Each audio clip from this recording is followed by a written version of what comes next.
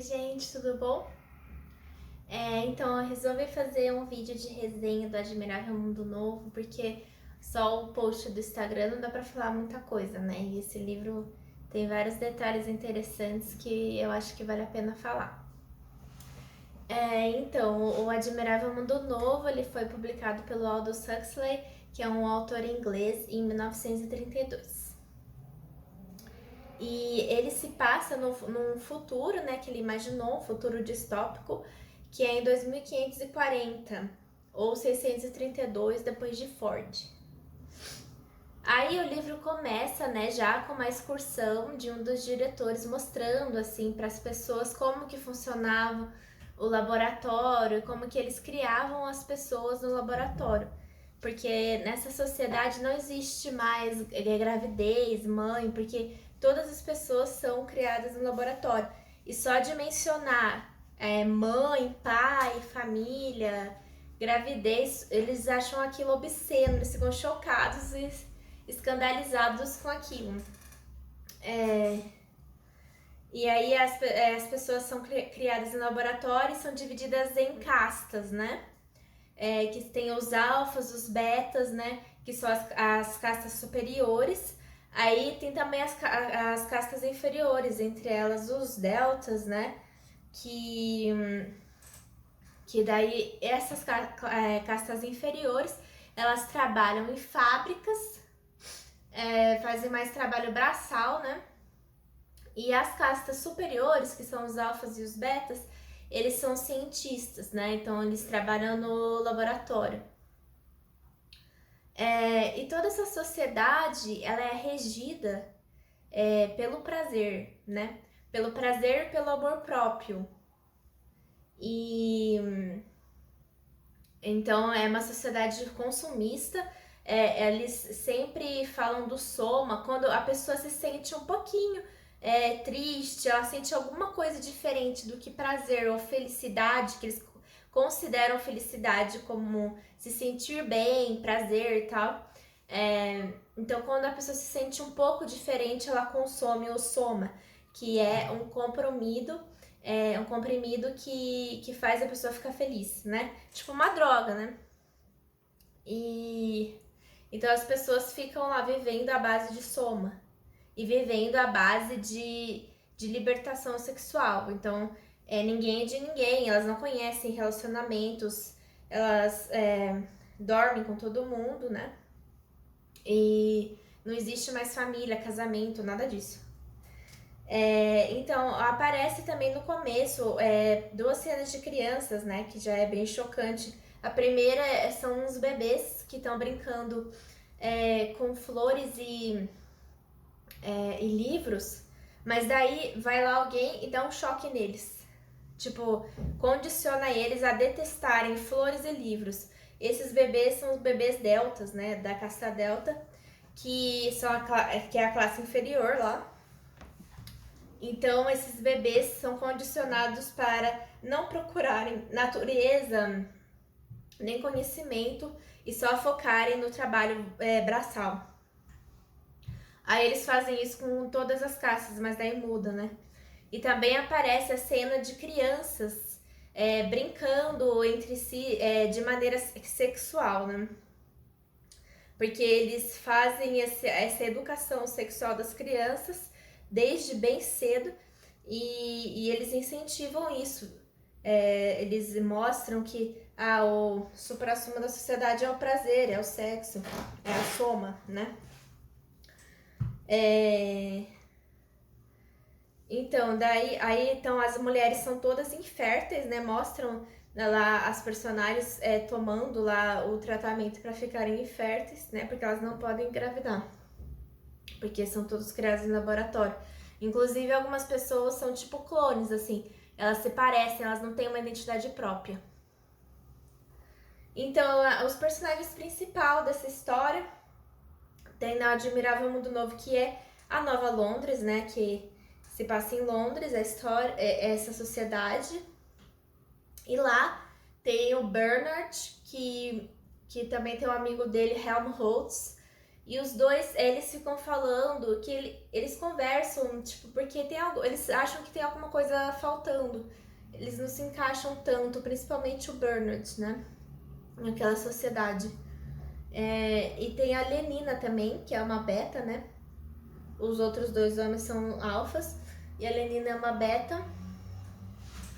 E ela fica mostrando ela como uma personagem fútil, que fica falando com as amigas de quem que ela vai sair agora, e ela tava saindo muito tempo com um cara só e isso não era bom, então ela tinha que começar a sair com vários caras de uma vez, para continuar lá com o jeito de vida deles, né? Então aí aparece lá que eles substituem Deus por Ford, né, e pela ciência, então aparece meio que um rito deles falando sobre Ford, e deles priorizando todo o progresso, né, a fábrica e tudo mais. E eles também mostram toda hora eles tomando soma e falando sobre sexo, participando de festas com orgias e tudo mais. Então, lá nessa sociedade tinha um passeio que eles poderiam fazer, que era para uma reserva de selvagens, né? Que ficava lá no México. O Bernard, ele fala lá pro líder que ele queria ir nessa reserva.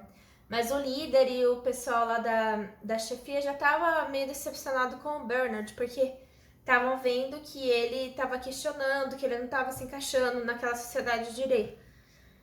E daí, mas ele pede para fazer um passeio com a Lenina nessa reserva selvagem. E nessa reserva selvagem, lá eles veem, né, as pessoas... tem lá várias coisas que eles acham estranhas, tipo, a pessoa se chicoteia, tem uns selvagens mesmo, assim, tipo, com pouca roupa e tal.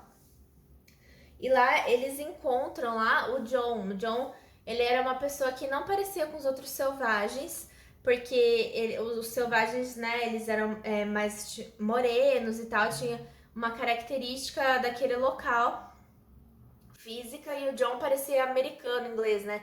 O John parecia inglês, ele era loiro e tal, e tinha olho claro, e daí eles acabam vendo que esse John fala inglês, né?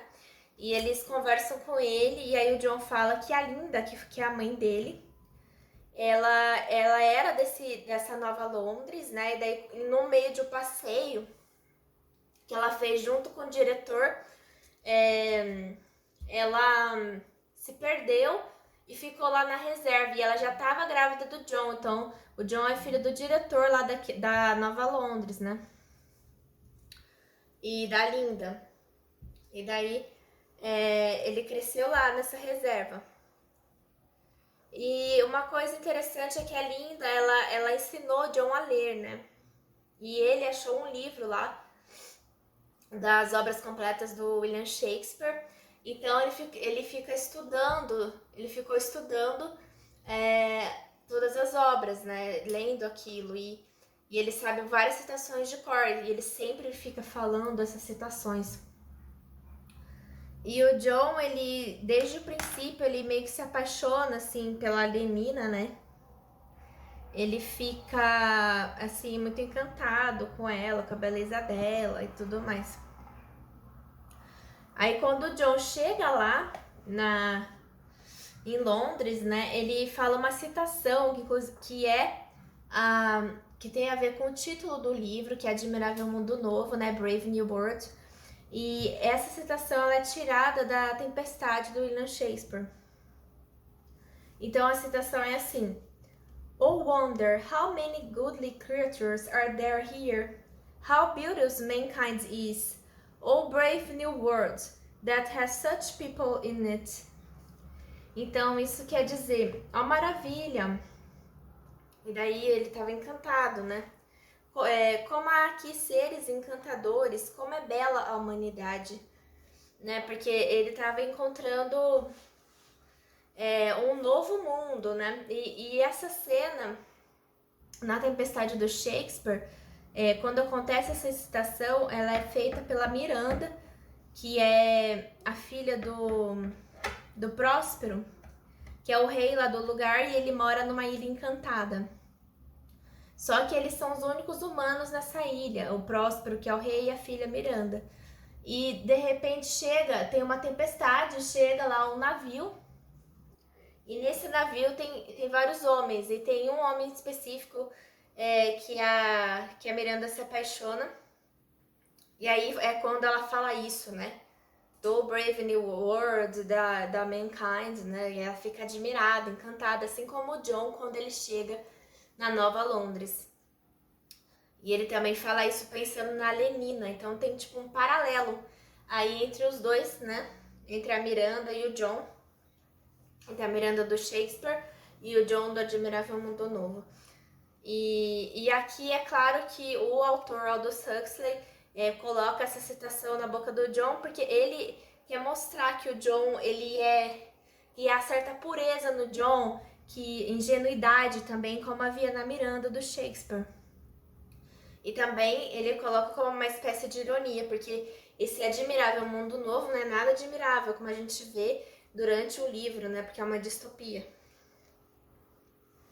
E daí o Bernard começa a mostrar pro John como é a vida lá, né?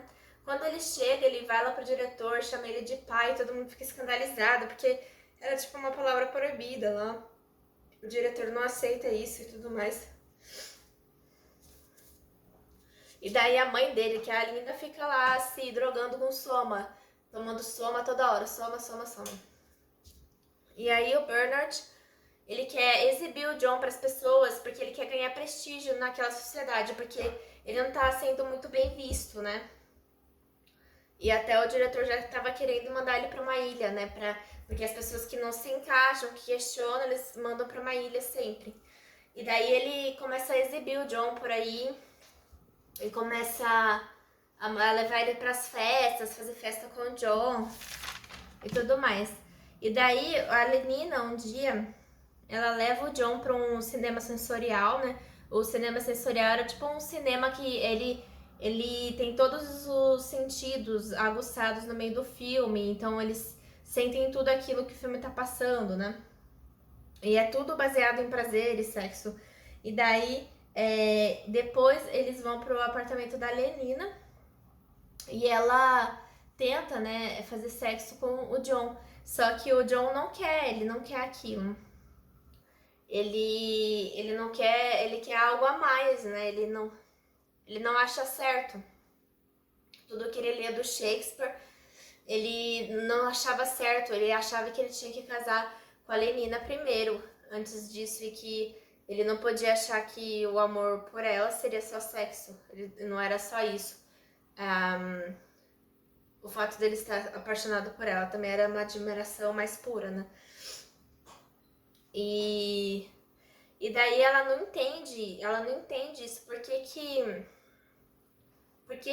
ele foi o primeiro homem a recusá-la, né, sexualmente, e ela não entende, porque ela foi criada dessa forma. E aí o John até acaba pedindo ela em casamento, ela fica horrorizada, porque aquilo é um escândalo para a sociedade do Novo Mundo, né?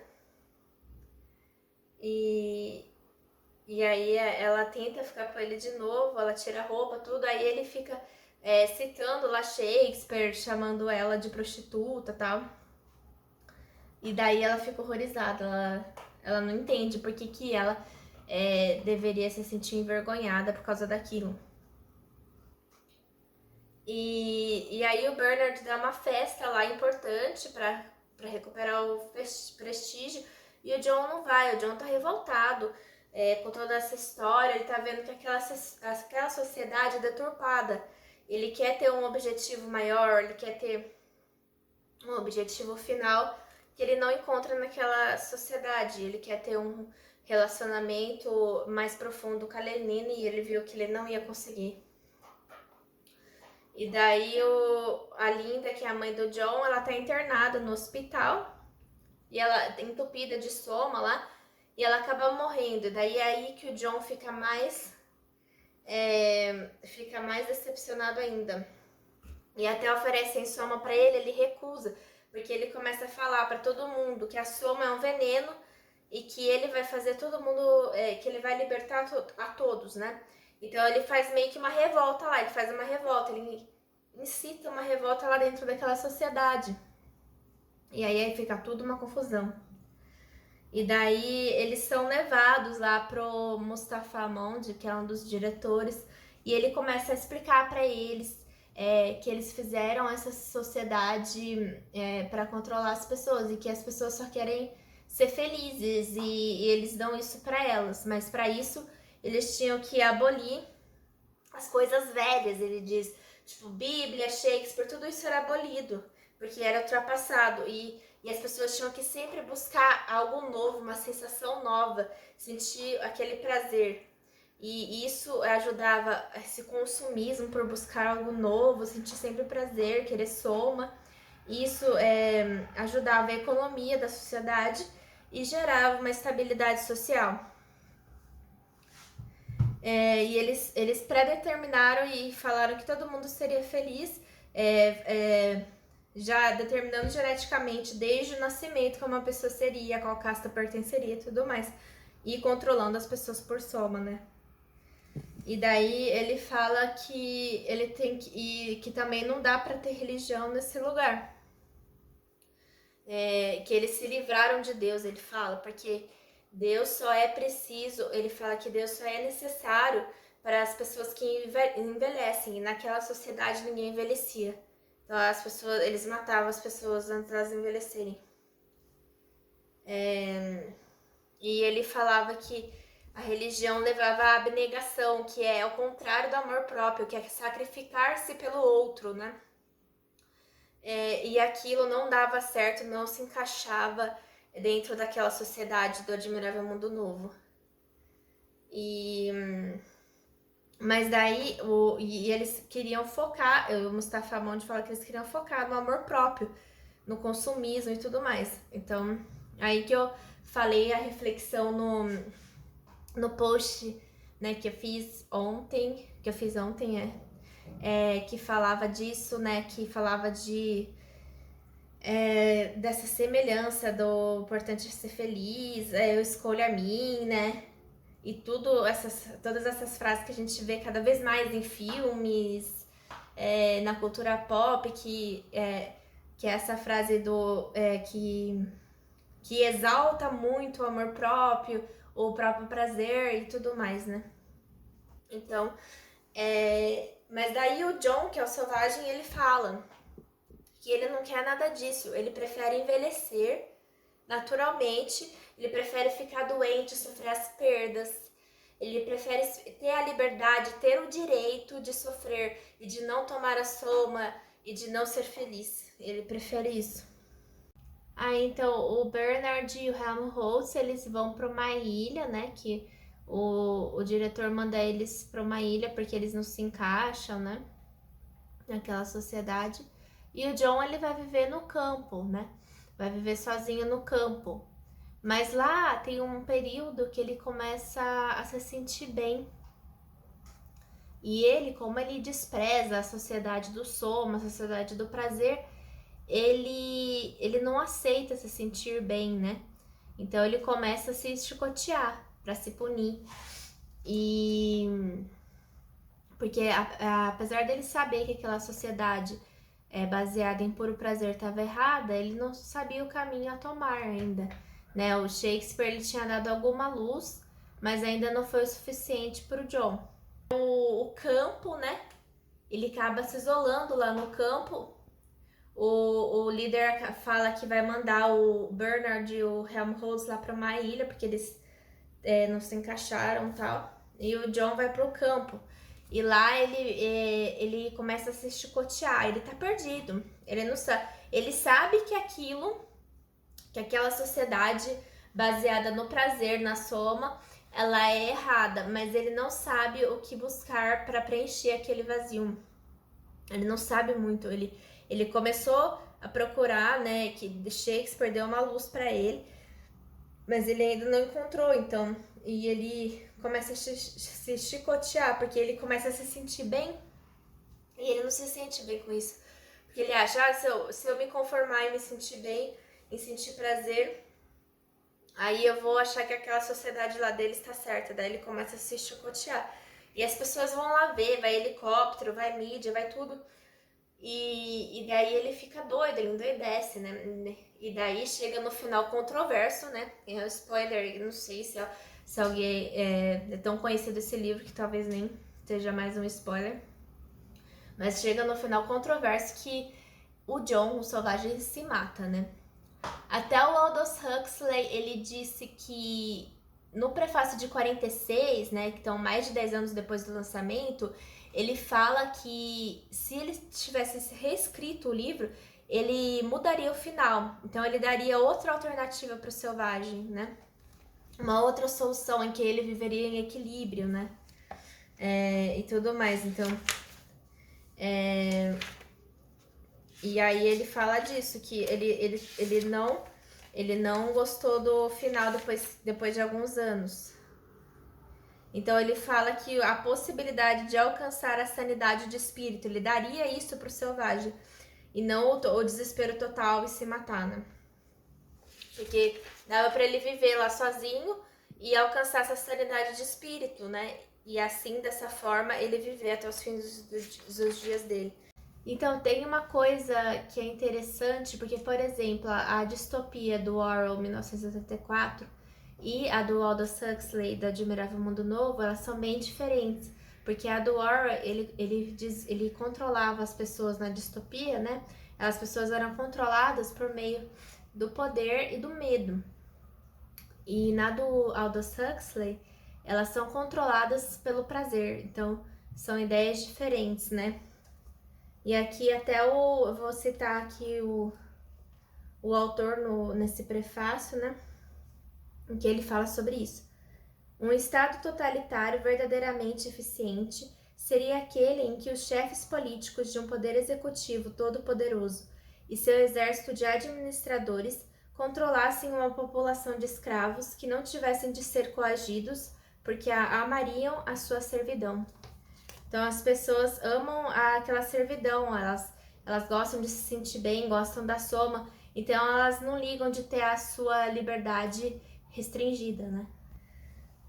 Então é isso, né? O Admirável Mundo Novo, essa análise, né?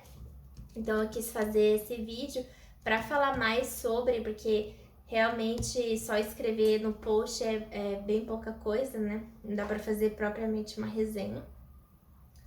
E espero que vocês tenham gostado. Aí depois eu continuo a falar sobre outras distopias.